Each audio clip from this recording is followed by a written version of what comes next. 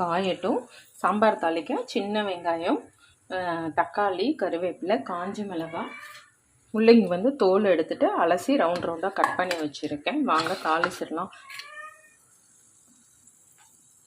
பருப்பு வேக வைக்கும் போதே தக்காளி, வெங்காயம், பச்சை மிளகாய், சீரகம், பெருங்காயம், மஞ்சத்தூள்லாம் போடுவேன். இந்த வாட்டி பருப்பில் வந்து என்ன பண்ணான்னா மஞ்சத்தூளும் பெருங்காயம் மட்டும்தான் போட்டு வேக வச்சேன். வேறு எதுவுமே சேர்க்கலை.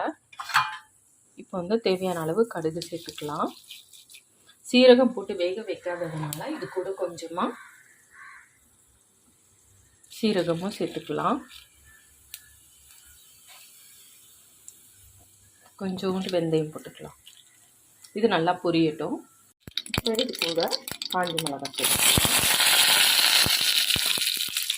கருவேப்பிலை சேர்த்துக்கலாம்,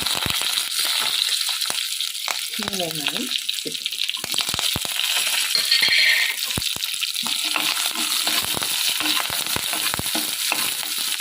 வெங்காயம் நல்லா வதங்கட்டும்.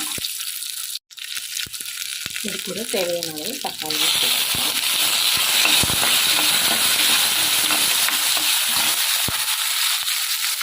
முள்ளங்கி சேர்த்துக்கலாம்.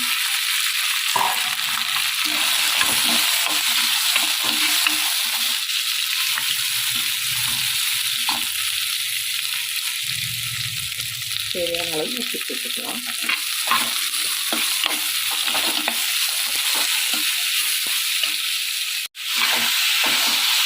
இது கூட காய் வேகிறதுக்காக நம்ம தண்ணி சேர்க்கணும். அது குழம்பு மிளகாய் தேவையான அளவு சேர்த்துட்டு நம்ம தண்ணி சேர்த்துக்கலாம்.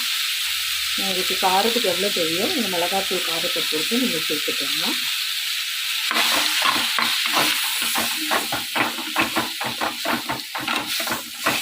காய் வெந்த உடனே நம்ம வந்து பருப்பு சேர்த்துக்கலாம்.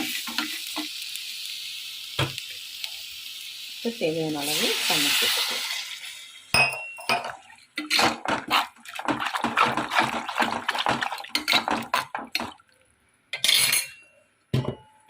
இப்போ இதை நம்ம மூடி வச்சிடலாம். முள்ளங்கி வெந்துருச்சான்னு பார்க்கலாம்.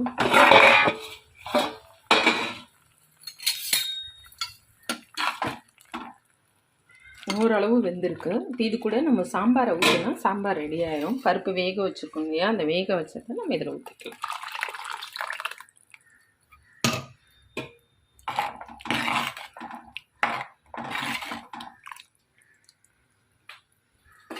இந்த டைமில் கொஞ்சமாக கொத்தமல்லி போட்டுடலாம். இப்போ இது வந்து நல்லா கொதிக்கட்டும். கொதிச்சா சூப்பராக ஒரு முள்ளங்கி சாம்பார் ரெடி ஆயிரும். நல்லா சின்ன வெங்காயம், முள்ளங்கி எல்லாம் போட்டால் சூப்பராக